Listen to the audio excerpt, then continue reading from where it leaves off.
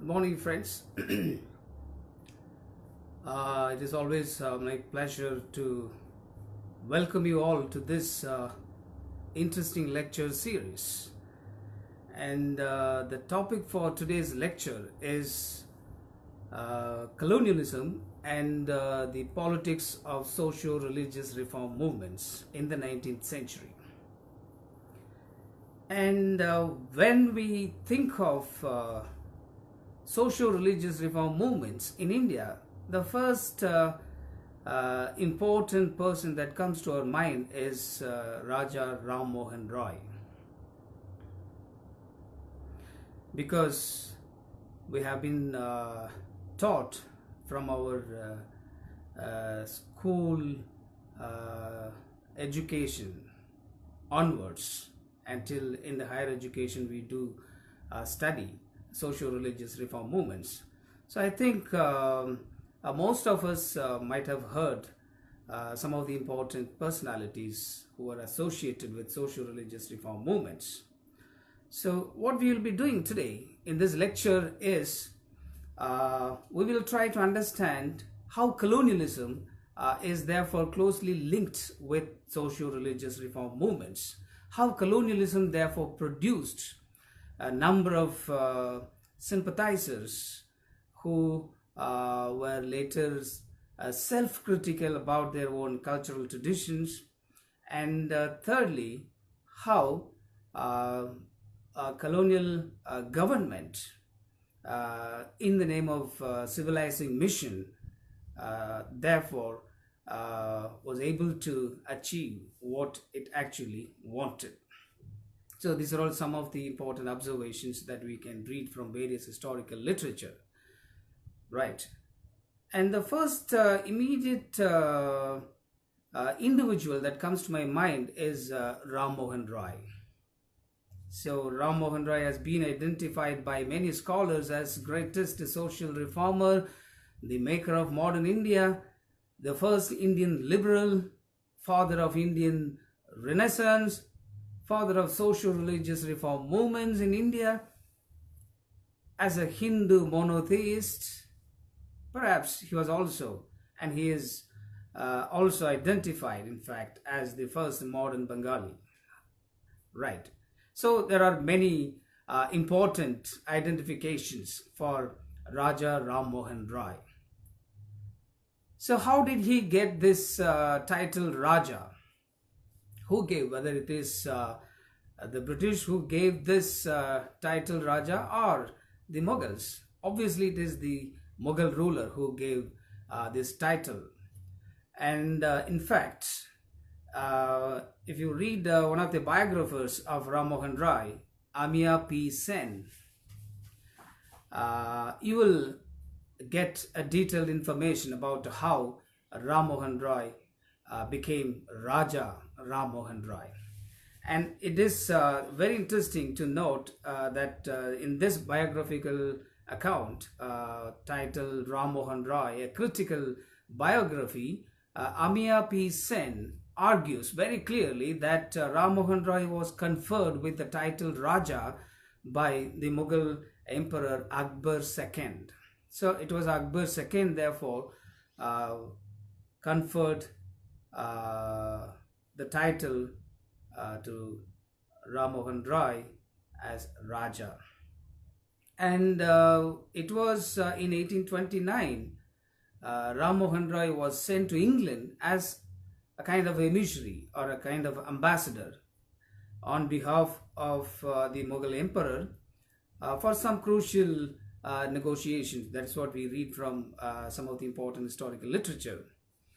And it was only on the emperor's insistence, remember, it was only on the emperor's insistence, Ram Mohan Roy accepted the title and used it subsequently.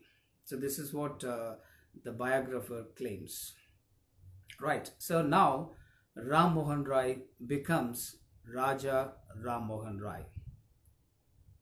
Right. It's always interesting to go through the original writings of Ram Mohan Roy. And now the question is, what was the attitude of Ram Mohan Roy towards the British?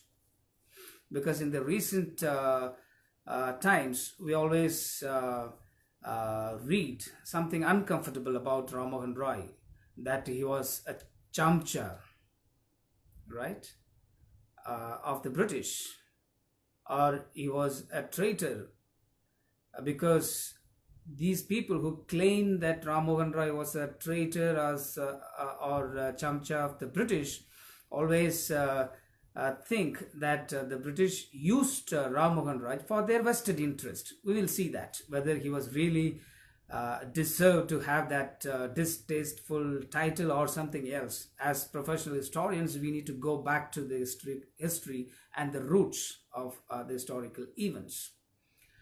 So as a student of history, I always try to go to the original sources, whether Ram Mohan Roy actually said something in support of their claim or something else. So it is the duty of a professional historian to look into those details. So when I was going through one of the important original writings of Ram Mohan Roy, with the title On Settlements in India by the British. I repeat this title of a pamphlet. This is actually a pamphlet called On Settlements in India by the British. This was in fact published in London on 14th July 1832. 14th July 1832. And this was just 1 year before his death in London. And here we will find some of the important observations made by Ram Mohan Roy, why he supported the British in India, whether it was for his vested interest or for something else. So there are some important points highlighted by Ram Mohan Roy in this particular pamphlet. First of all, he says Europeans in India will introduce the knowledge they possess, and Ram Mohan Roy considered this knowledge as superior modes in terms of cultivating the soil or improving its products, particularly in the article of sugar.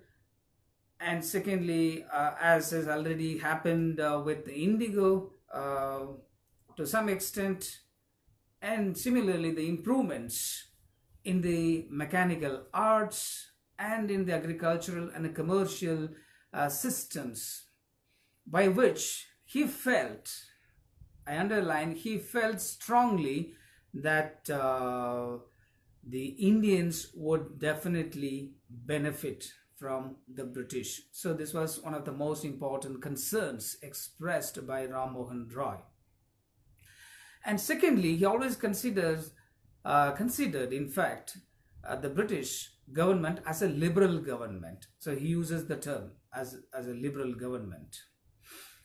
As a liberal government, Ram Mohan Roy felt that the British would remove superstitions and prejudices from Indian minds. So this is also one of the most important critical aspects that we need to look into. So how, because of the influence of the British, he felt strongly that the British would be able to remove superstitions from the minds of the people. Okay. And the third important concern we read from this original pamphlet is that the British would not only afford the Indians protection against the imposition and oppression of their landlords and other superiors, but also against the abuse of power on the part of those in authority. So obviously it is clear that he was against the authority of the zamindars, or in fact against the authority of those who are in power. And this possibly could have prompted him to in a way be sympathetic towards the British rule. This is my take. So this is also one of the reasons why he felt that the therefore were capable of doing more good than harm. And the fourth important concern that we need to see from Ram Mohan Roy's pamphlet is about schools. The British, as Ram Mohan Roy argues, would establish schools and other seminaries of education for the cultivation of Indian, particularly English language, throughout the country, and for the diffusion of knowledge, European arts and sciences. So he supported the British presence in India. And this is also therefore very clearly expressed by Ram Mohan Roy, that how and why the British should be there in India. And in fact, he made an appeal to the educated English to come and settle in India. So this is also we can read from this important pamphlet. So this is something that we need to understand, how Ram Mohan Roy was, in a way, was supporting the British in India. That doesn't mean that he was not critical about the British presence in India. The same pamphlet also carries some of the important disadvantages expressed by Ram Mohan Roy himself. Of course, the disadvantages are less compared to the advantages. Okay, that is something that we need to see a little critically. As far as the critical aspect of the British rule, as Ram Mohan Roy says, the Europeans as a distinct race belonging to a class of the rulers of the country would aim at enjoying exclusive rights and privileges to the depression of a larger sections of the society. So he therefore thinks that British are a different race and Indians are a different race. So therefore there is a possibility that they can take it for granted to rule over us, and they would also aim at enjoying exclusive rights and privileges to the depression of the larger sections of the society. And second important concern expressed by Ram Mohan Roy was that as people belonging to another religion, of course he is also having a concern about religion, because he always thinks that British as Christians, and therefore he thinks as people belong to another religion, the British would wound the feelings of the natives. So he also suspected that how the British as Christians would make every effort to wound the feelings, to affect the feelings and sentiments of the people, particularly of a different creed, color and habits. So these are two important concerns expressed by Ram Mohan Roy, and this needs to be seen historically and critically. Right? So we understand now what was the attitude of Ram Mohan Roy towards the British.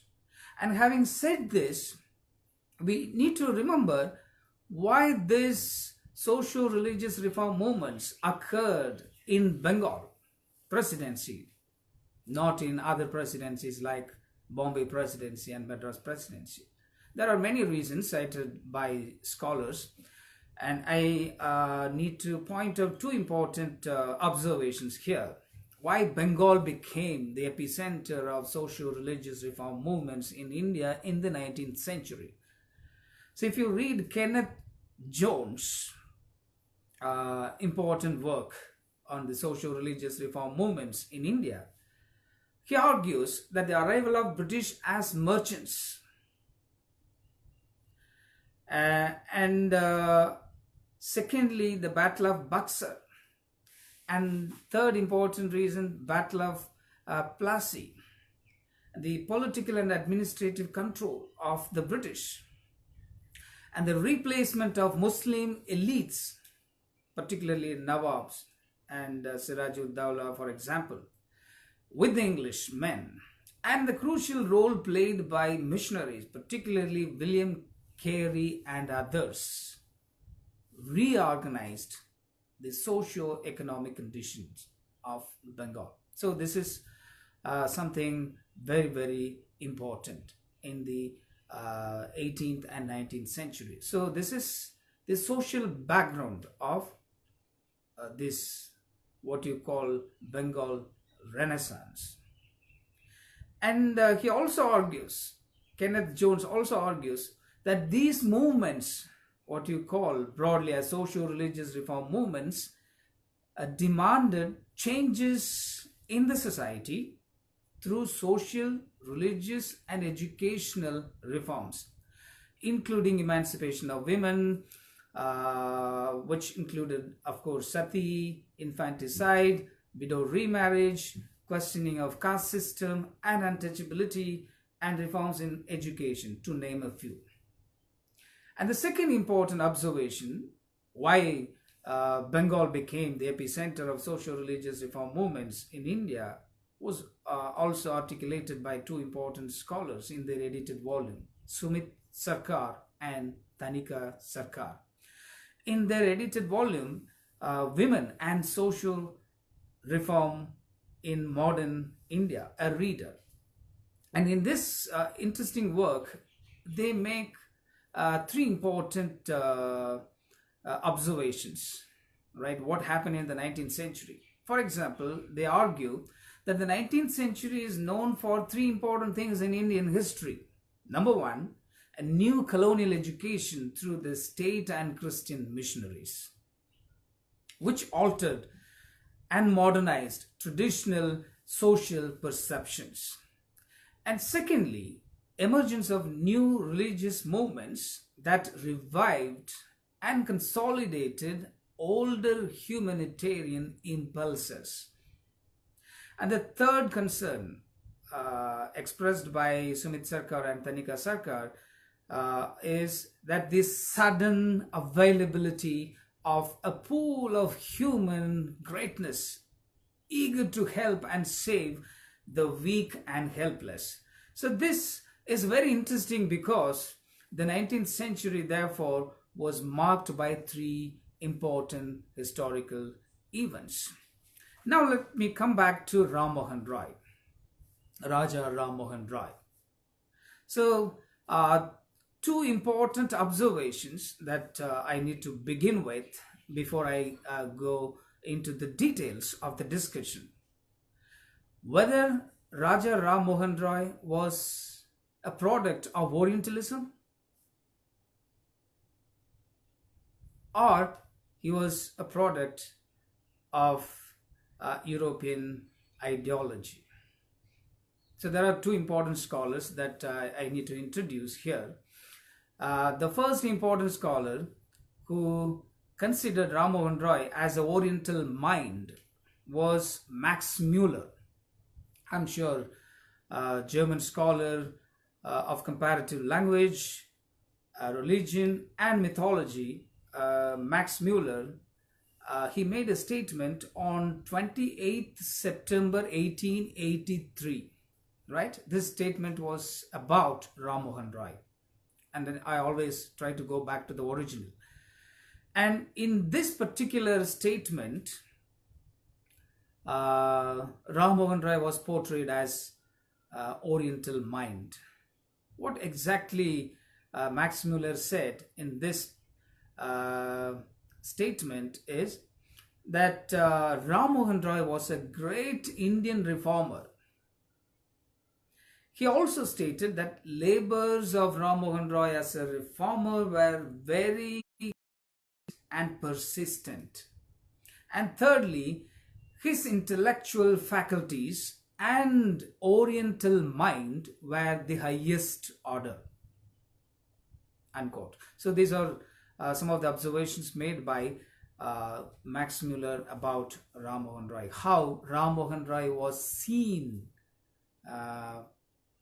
as Oriental mind, as an Oriental mind. And the second important observation, which is a recent study, one of the recent studies by John Rosalie.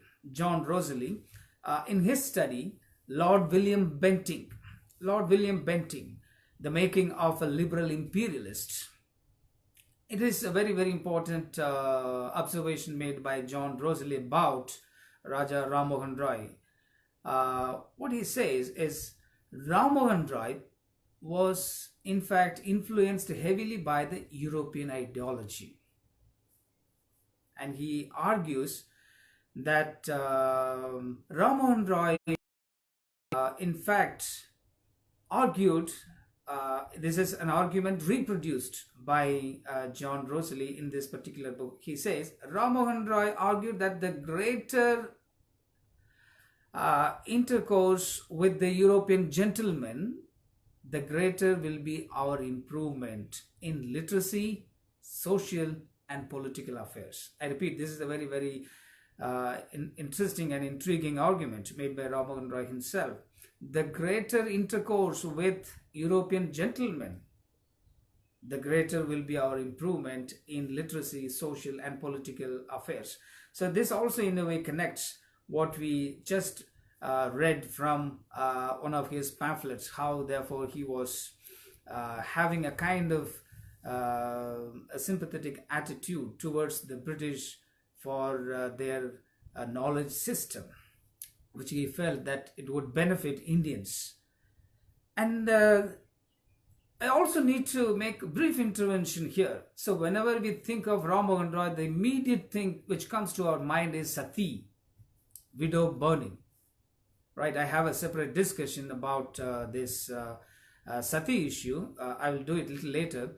And here, two important individuals we need to think, because as professional historians, it's always good to see both the sides of the coin rather than carried away simply by the ideological orientation, right? So two observations about Ram Mohan Roy and his attitude towards Sati as understood by Vivekananda and Rabindranath Tagore. Well, observations therefore made by Vivekananda and Rabindranath Tagore about Sati. And here these two individuals, remember these two individuals, great individuals, both Vivekananda and Rabindranath Tagore, they condemned Sati as a practice. But they endorsed Sati as a philosophy. Let's come back to the observations made by these two individuals. What exactly they are talking about. Swami Vivekananda, for example, continued to condemn Sati as a practice for the violent death that it precipitated. Because that's the reason why he condemned. Nevertheless, Vivekananda stated that the same criticism cannot be applied to interpret the philosophy of Sati. Why? Because the philosophy of Sati symbolizes the reaffirmation of the purity, self-sacrifice, power, and the dignity of women, and the superiority of the feminine principle in the cosmos. That's very, very interesting statement made by Vivekananda himself. So this is a very interesting observations made by Swami Vivekananda. So on the one side they contested, on the other side they endorsed. And secondly, this important argument of Swami Vivekananda and Rabindranath Tagore were seriously taken out for further investigation by scholars like Ashish Nandi and others to substantiate his point, particularly Ashish Nandi in his work Sati, a 19th century tale of women, violence and protest. The second important individual that we all know, Rabindranath Tagore. So Rabindranath Tagore also was one of the strong critiques of Sati as a practice. Rabindranath Tagore was a very strong critique of Sati as a practice. Nevertheless, he was deeply respectful of Sati in the mythical times, which he believed showed a kind of reverential attitude towards women. Right? So this is, I think, very, very important to understand and contextualize how different individuals therefore had a different understanding about Sati. So this made me to go into the secondary literature, how historians identified the socio-religious reform movements in the 19th century, how the historians interpreted their understanding through various means. For example, it's always important to go back to the original and to corroborate the original with the secondary literature. That's what I think I really like. One of the most important original works of Ram Mohan Roy on this question of Sati is an important book. In fact, a small pamphlet, is a booklet actually published in Bangla in the beginning, but it was later translated in English. And the title of the pamphlet is Conference between an advocate and an opponent of the practice of burning widows alive. And this was published originally in Bangla, but it was later published in English in the year 1818. So what is the most important aspect of this pamphlet? This is also available online. And in this book, he attempts to convince his imagined opponent that Sati was evil, murder, and therefore it should be stopped. If you read this important pamphlet or booklet, you'll find it very, very intriguing, the way the supporter of the Sati makes his or her points of view, and the way in which opponent, as Ram Mohan Roy himself, responded to these observations. So finally, Ram Mohan Roy clearly shows in this discussion how he was able to convince the supporter of Sati, and therefore he claims that this practice should, under any circumstance, should be and must be stopped. So this is one of the most important pamphlets that you can think of about Sati. The second important work, almost all the English works of Ram Mohan Roy have been compiled and edited by two important scholars. One is E.C. Bose and J.C. Gose. And this book also was published, in fact, in 1887. Right? And the third important study, of course, the secondary literature, Kenneth W. Jones. He also made a very in-depth analysis of the socio-religious reform movements in India.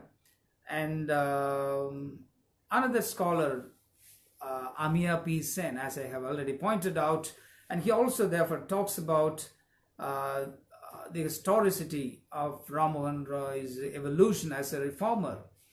And similarly, you also have Ramachandra Guha's Raja Rammohan Roy, the first liberal. It's also a very interesting work. And what is the summary of these scholars?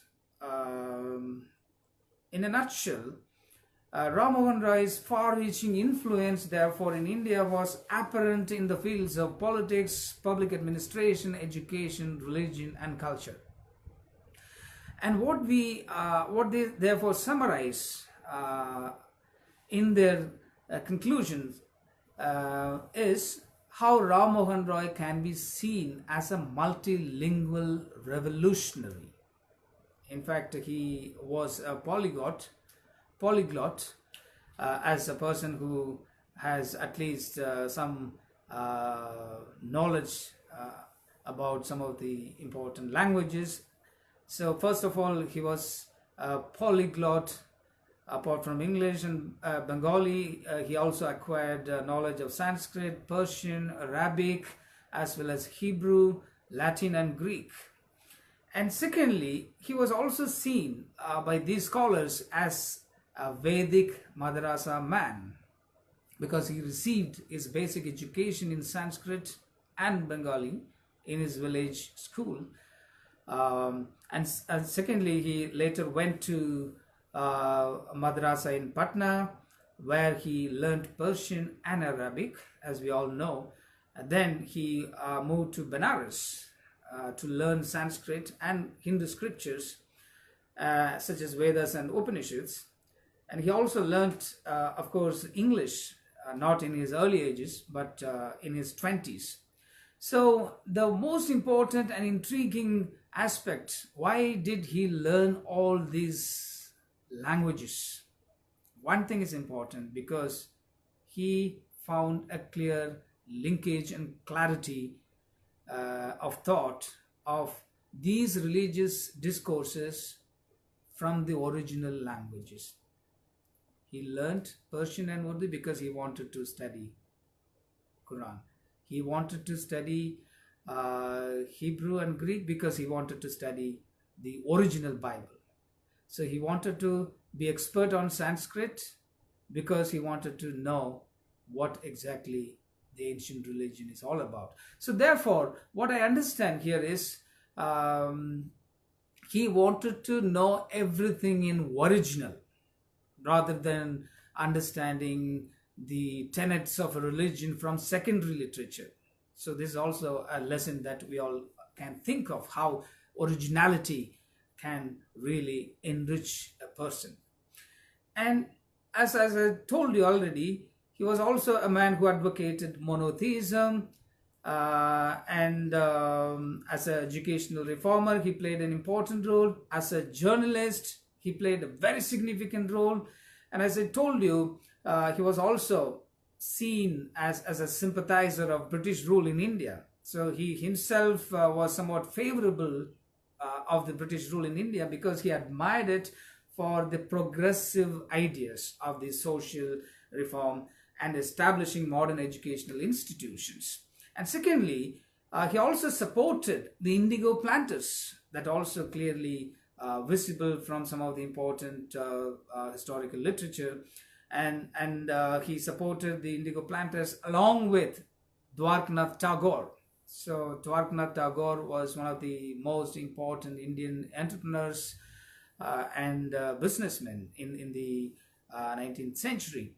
And what is important therefore is Ram Mohan Roy himself was able to find a kind of job in the East India Company, where he served for several years as Munshi of a Register of the Appellate Court in Murshidabad. So this is something that we need to remember, how he had a kind of place in the British establishments, and how he was able to be influenced by the British in a variety of ways. And another important thing, before I go into the actual discussion, we also need to remember that how his biographers portray Ram Mohan Roy. How his biographers portray Ram Mohan Roy. So one of the most important biographers, which I have already pointed out, Amiya P. Sen, in his important work, Ram Mohan Roy, a critical biography, argues that though he was a Hindu and Bengali by birth, Amiya P. Sen preferred to see Ram Mohan Roy not only as a Hindu, not as even a Bengali, but as a true cosmopolitan figure. Right? This is a very fascinating observation made by Amiya P. Sen. As a cosmopolitan figure, as a global citizen who argued for political liberty, civic freedom, and social justice for all humanity, using the Enlightenment tool of universal reason. For example, he also gives one important example. When traveling to France in 1832, Ram Mohan Roy was puzzled by the official requirement for a visa and argued instead for a world without borders, for free trade in men and ideas. So this is something that we can see how Ram Mohan Roy was not merely a person who belongs to a region or belongs to a region or belongs to a language or linguistic community, rather than all these small categories. We can classify him as a cosmopolitan figure, was influenced largely by ideas and reasons. And here it's very, very important. Kenneth W. Jones clearly makes there are two important kinds of socio-religious reform movements in India. Kenneth W. Jones makes this argument. The first important kind of movement that 19th century was witnessing was transitional reform movements, and second one is acculturative, a kind of assimilation movement. For example, the transitional movements had their origin in pre-colonial India, especially among Bengali Muslims. And in fact, they emphasized on religious purification, and these movements therefore can be traced back to the indigenous forms of socio-religious dissent with little or no colonial influence. So what we are suggesting here is the colonial government was not the only instrument which prompted the socio-religious reform movements. There were already socio-religious reform movements which can be traced back to the pre-colonial period. And these movements, therefore, were in response to the challenges of the West, the transitional socio-religious reform movements. On the contrary, we have the second important movement that is identified by Kenneth Jones is acculturative movements. According to Kenneth W. Jones, acculturative movements originated particularly during colonial period among Bengali Hindus. And therefore, Ram Mohan Roy also becomes very important in this context. And these movements were led by individuals who were primarily products of cultural interaction. And the proponents of these movements therefore had Western education, and their ideology had been therefore shaped by the Western Enlightenment thinking. And they also wanted to rediscover reason and science in their own civilization. And as a result of which, Kenneth Jones argues that what Bengal witnessed, broadly identified as socio-religious reform movements, have been often also termed as Bengal Renaissance. The term Renaissance, we all know, is a French word which means rebirth or revival of art and literature in Europe, especially in Italy. And the Renaissance period was approximately between the 13th and 16th centuries, and it explains the cultural, intellectual, artistic revival based on ancient Roman and Greek models. So therefore, what we understand here is it's a kind of reflection or replica of what we witnessed in Italy in the 14th and 16th centuries. And having said this, this Bengal Renaissance also has been identified by different individuals. For example, Bankim Chandra Chatterjee, a Bengal writer who wrote Vande Mataram, and Bipin Chandra Pal, a leader of anti-colonial movement from Bengal, to name a few.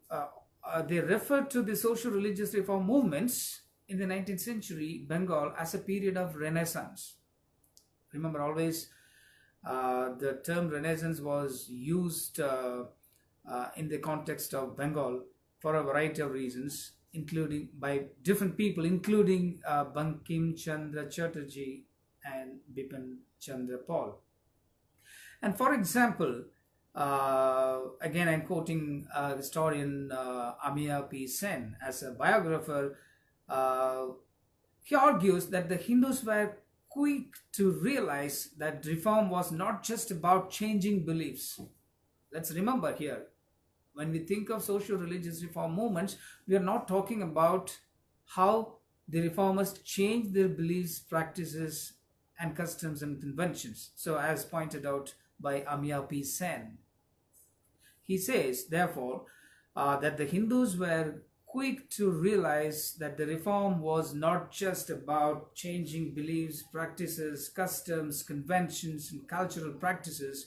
The socio-religious reform movements, therefore, in India, concentrated on these deeper questions of self-identity. Always remember, it has something to do with the questions of self-identity. And similarly, you also have historians Bipan Chandra in his book India's Struggle for Independence argues how English language, culture, and custom became a symbol of power, prestige, and modernism, which later prompted the intellectuals to come out and to be critical of their own cultural traditions. And here, R.C. Majumdar, one of the most important historians in this book, The History and Culture of Indian People, argues that the cultural renaissance and the Reformation movements in India created a new awakening in Indian minds. What kind of reawakening it created among Indian minds? He says that the general renaissance made significant changes in life, religion, society, and culture. And he gives two important incidents. The first one, Majumdar also says that in the beginning of the second half of the 19th century, the impact of free thinking on young English educated minds was more destructive than constructive, particularly in the social and religious matters. For a variety of reasons, because he gives an example how the students in the educational institutions were made to give up their religious ideas, social customs, and how they were made to deliberately adopt practices which were considered alien to the Bengali tradition and culture. And the second important thing that I need to point out little deeply about the question of Sati. So let us come back to the question of Sati. What exactly we are talking about when we think of Sati? For example, the recent studies made by scholars including John S. Hawley. John S. Hawley, he edited a very thought-provoking volume. In fact, I was just going through some of the important articles. It's a collection of articles, an edited volume. And this book, Sati, the Blessing and the Curse. This is a very intriguing title, Sati, the Blessing and the Curse.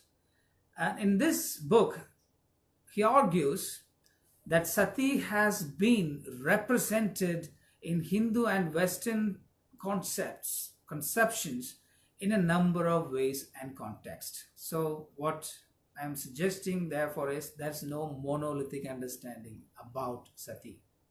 First of all, we need to be very clear. There's no monolithic understanding about the issue called Sati.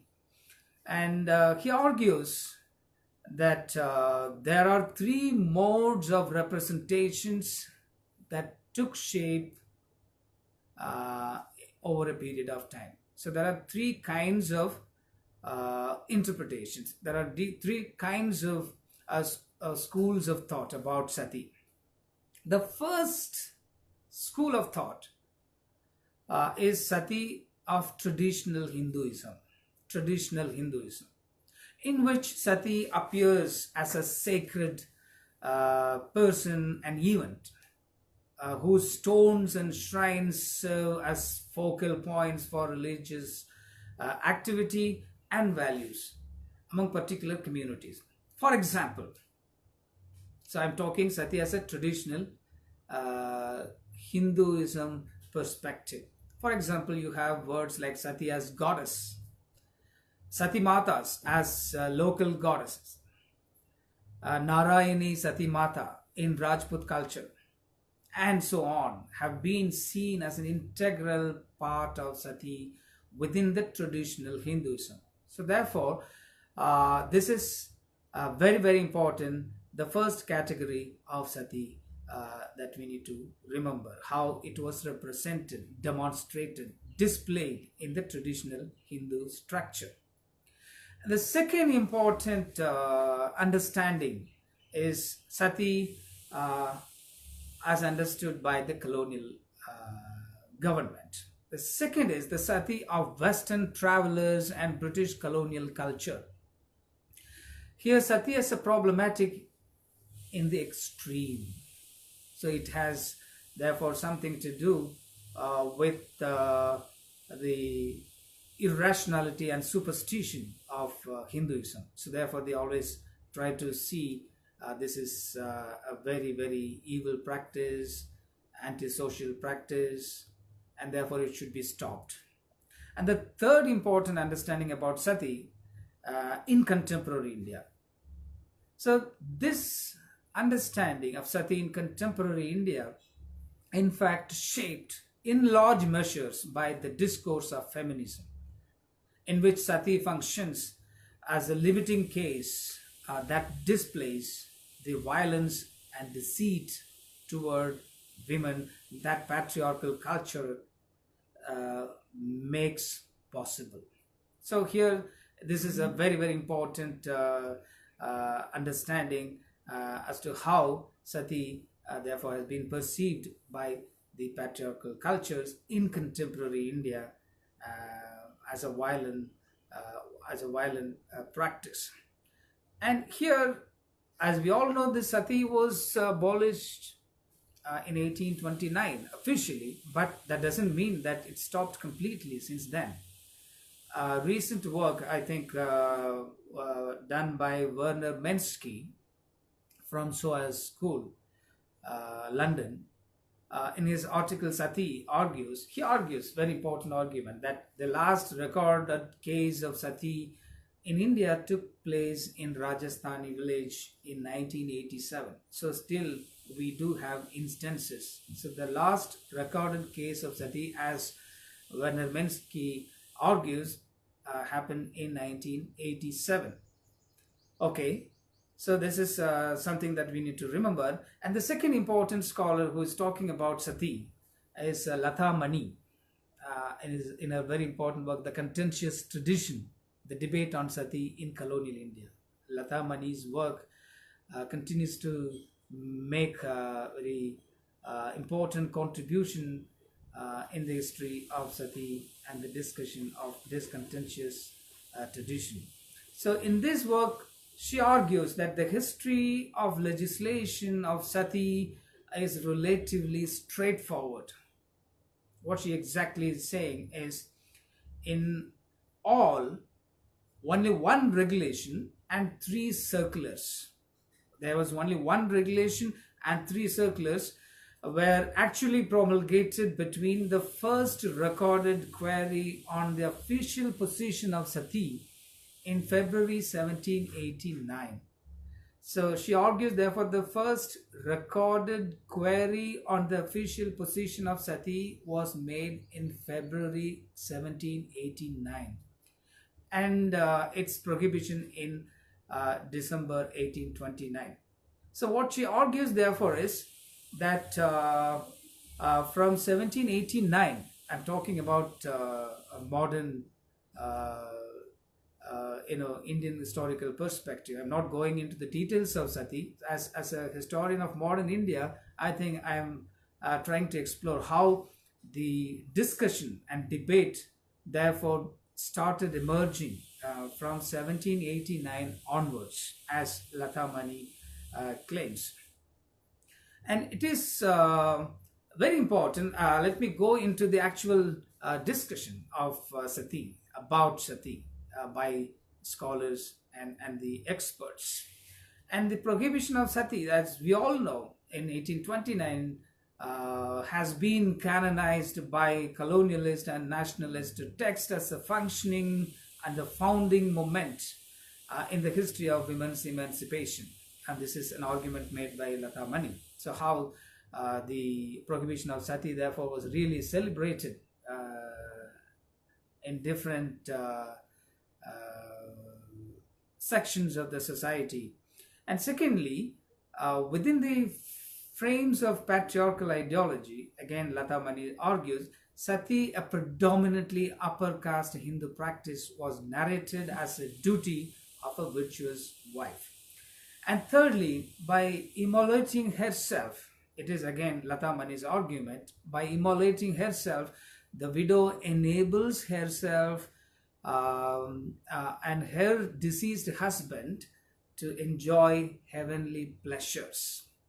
This also was a belief of women, and particularly in the historical times. So according to some scriptural texts, as Lata Mani says, to escape thereafter the cycle of birth and death, sati becomes important. To escape the cycle of birth and death. And the spiritual sanction to widow burning, according to Lata Mani, was therefore a dubious or doubtful or uncertain. So here the question is how there were different players who acted to question, to support, to contest this practice called sati. As Kenneth W Jones, in his important work Socio-Religious Reform Movements in British India, argues, there are multiple players at work as far as the issue of sati was concerned. One of the most important players who had taken this issue very seriously was missionaries, particularly professional missionaries. Through their controversial religious tracts and religious conversion, they tried to take this issue as uncivilized one. And among missionaries, the most important personality that comes to our mind is William Carey. Who is William Carey? So William Carey was a strong Protestant missionary, and he was against sati, saying that it was not voluntary but forced. So it was not a voluntary practice, therefore it should be stopped. In fact, William Carey was a professor in Fort William College, so therefore he had a close understanding with the colonial government.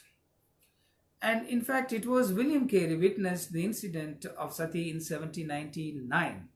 And in 1803, Carey arranged for a debate and about this practice of sati. And he later, in fact, came to a conclusion that in 1813, an all India estimate of sati was conducted.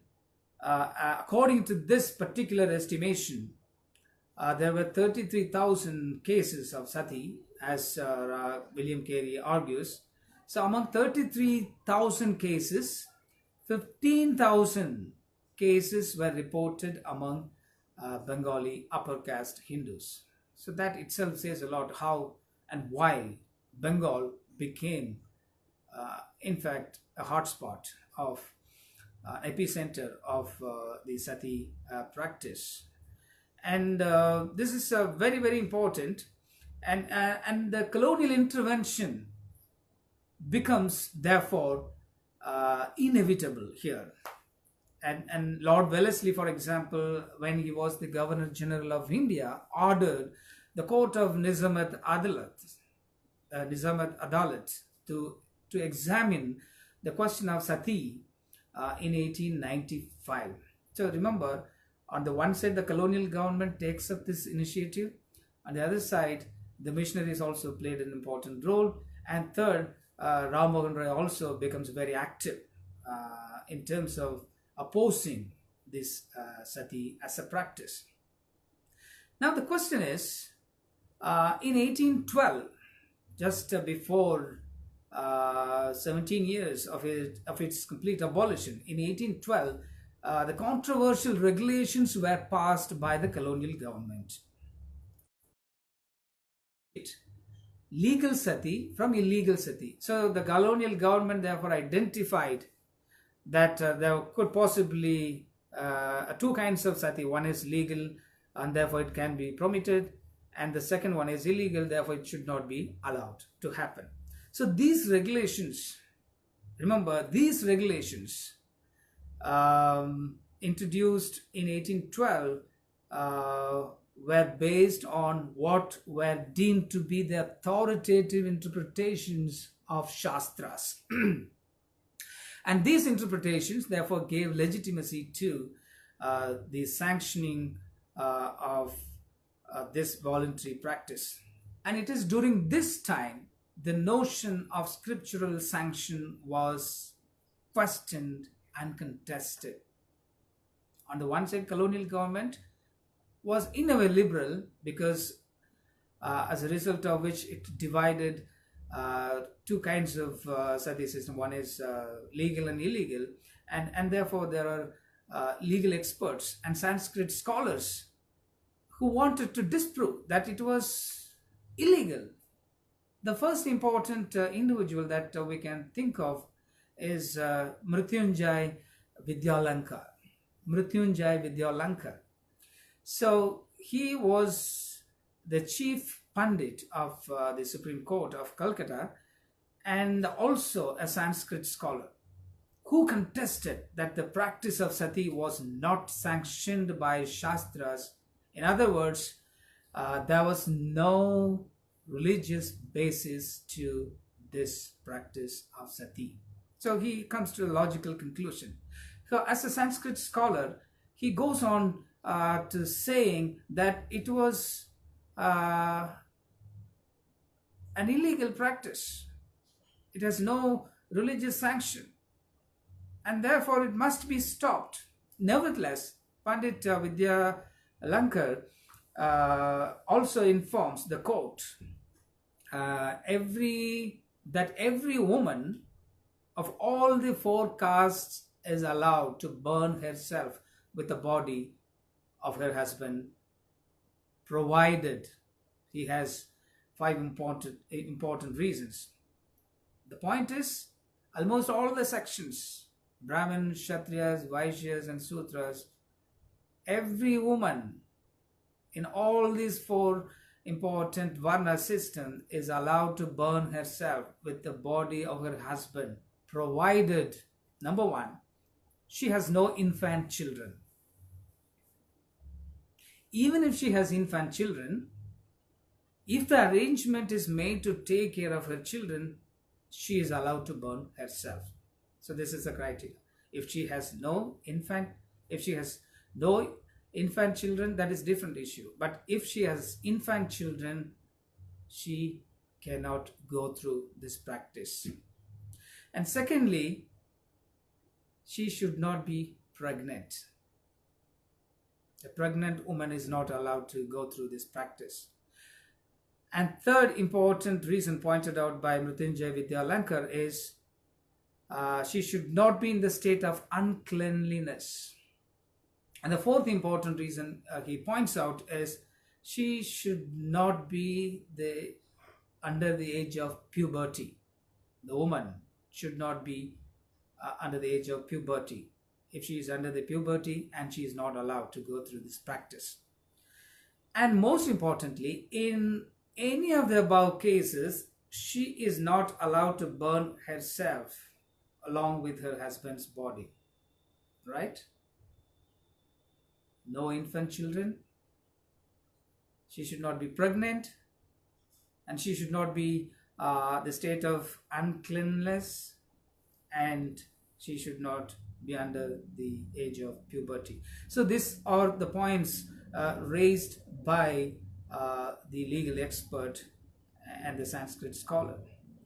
Now the question is, why this was permitted to women? What is the logic? What is the spiritual sanction? Again, the motive of burning as explained by the Pandit Vidyalankar is very intriguing.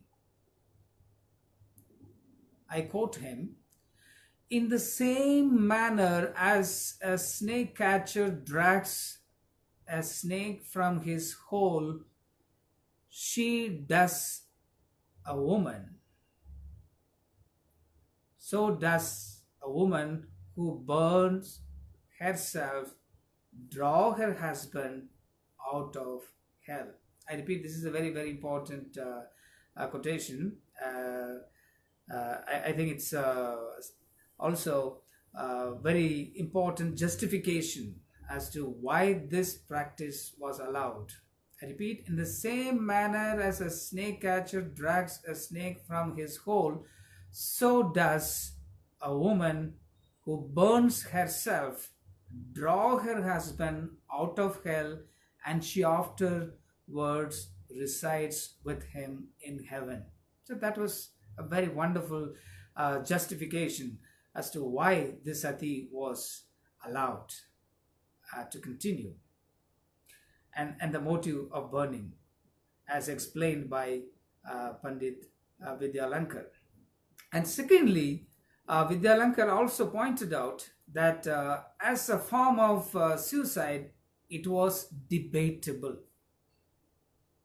So he understands sati as a kind of suicide because he thinks that it is debatable whether sati was consonant with the Shrutis, which forbade any willful abridgment on life.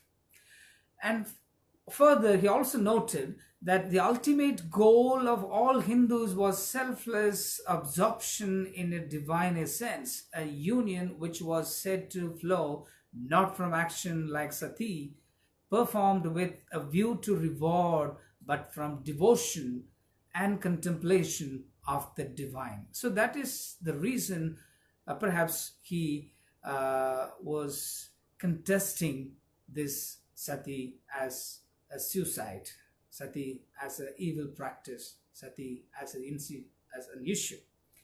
Now the question is, what is the reality about this issue? How the government was serious in terms of abolishing this particular practice?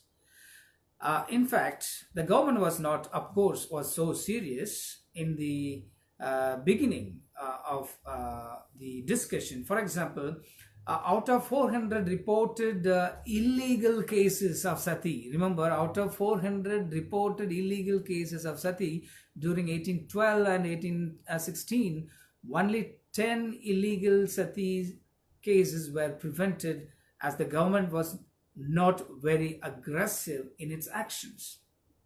Even the regulation, for example, of 1821, it was stated that the government would not for the present intervene for the suppression of or better regulation of the custom. So the policy of the government was, as we all know, a kind of religious neutrality. So this so-called religious neutrality therefore prevented the government not to go aggressively to implement the regulations introduced in 1812, and therefore even in 1821 the government was not so serious because it claimed that it had a policy of religious neutrality. Now it is in this context Ram Mohan Roy comes. It is in this context Ram Mohan Roy comes. So he reinterprets Hindu doctrines and found substantial spiritual basis for his humanitarianism in the Upanishads. What made Ram Mohan Roy to be critical of sati? For example, Ram Mohan Roy described sati as a murder according to every shastra and every race of men, and he says it was of course tolerated by all sections of the society, and he also demonstrated therefore sati had no religious sanction. And this statement, which I think possibly must have strengthened by people like Vidyalankar and others, So Vidyalankar also claimed that it has no religious basis. Similarly, Ram Mohan Roy also tried to, in a way, understand this issue, saying that it has no religious sanction. And now it is very, very important that William Bentinck also becomes very crucial. When he was the Governor General of India in between 1828 and 35, he tried to reform Hindu society by abolishing Sati and the suppression of infanticide. And in fact, it's very, very important that Ram Mohan Roy and William Bentinck, missionaries, and the Sanskrit scholars played equally important role in terms of criticizing this issue, even though you have the other side of the story, how it was revered, it was respected by other sections of the society. Now the question is, Ram Mohan Roy in fact supported William Bentinck's initiative for the abolition of Sati. So as we all know, finally William Bentinck's minute on Sati, 1829, which of course led to the prohibition of Sati, and in fact in 1829 December, the custom of Sati was formally abolished. So what I'm trying to suggest is not necessarily we need to be ideologically driven, that how colonial government, because there are multiple factors at work and in terms of criticizing this particular incident, but it became very aggressive during colonial times. And as civilizing mission, as we all know, the colonial government had taken this issue very seriously, and because the colonial government also felt that it had enough support and input, ideological input from Sanskrit scholars, including Vidyalankar and Ram Mohan Roy. And the question is, the regulation of course was applicable in the 1829 only to Bengal presidency in the beginning, but in 1830 it was extended to Madras and Bombay presidencies as well. Now the question is, even after the official abolition of Sati, even after the official abolition of Sati, we need to remember there were contestations about the abolition of Sati. For example, R.C. Majumdar argues that when the practice of Sati was forbidden by law in 1829, a signed petition was presented to the government against it. In fact, around 800 people signed the petition and submitted it to the government, but many of them were the prominent leaders of the elite sections of the society in Bengal. But this, I think, did not make any huge implication on the part of the colonial government. So the government was steadfast in supporting the abolition plan, and finally this issue, we need to remember, has been officially abolished. And now the question is, was there any reaction by the people apart from these kind of petitions and persuasions and prayers? And this is a very interesting observation which I have read from one of the important works where William Bentinck himself says that there was no reaction by the people. The abolition of Sati in 1829 by Governor General Lord William Bentinck was among the final acts of interference in religious practices. Again, the ordinance met with no resistance. Petitions, persuasions, and prayers. This is a statement made by William Bentinck himself. And it is in this context, William Carey, a Baptist missionary who also played a very important role in terms of the abolition of Sati, he also made a very interesting statement. He said, I quote William Carey, "No sepoy shot at his colonel, nowhere were magistrates or missionaries mobbed, treasuries plundered, or bungalows fired." So therefore, the situation is almost very, very peaceful according to the colonial government as well as the missionaries.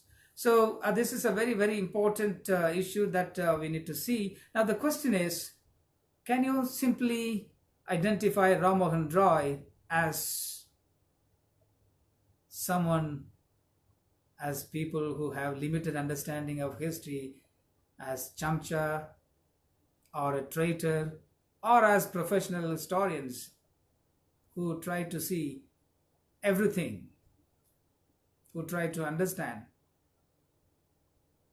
history from different perspectives, whether he was really a cosmopolitan figure who really created a kind of inquisitiveness in the minds of the people about their own society, about their own cultural traditions, about their customs, conventions, beliefs. So I am not going to be judgmental on this issue. I think it's always good to share the ideas and it's always good to go through the original works of Ram Mohan Roy. So now the question is, I think personally, it was the colonial government which played very significant and controversial role in terms of taking this issue up, even though they followed a policy of religious neutrality. But on the other side, we also have interesting individuals like Ram Mohan Roy, whose list of advantage of British rule is longer than his list of disadvantage of the British rule. So I'm not saying, therefore, that we need to be critical of Ram Mohan Roy, but it's always important how politics played a very important role, how colonialism played an important role, how the knowledge produced by the colonial government simply transformed the Indian minds to be self-critical. So this is what I wanted to share. And if you have any questions or comments, please feel free. And if you have anything that I can learn from you, please feel free to share your views as well. And as historians, I think we can learn from one another. I think history is therefore the most interesting subject among all subjects. You know why? History is a continuous process of interaction between past and present. Secondly, history is an unending dialogue between you historians and your facts. So therefore, history will continue to be discussed. There's no end to the discussion and debate. What I have shared is just a beginning. There can be many more discussions. Thank you for taking your valuable time to listen to this lecture. Please feel free to put in your comments. Thank you so much.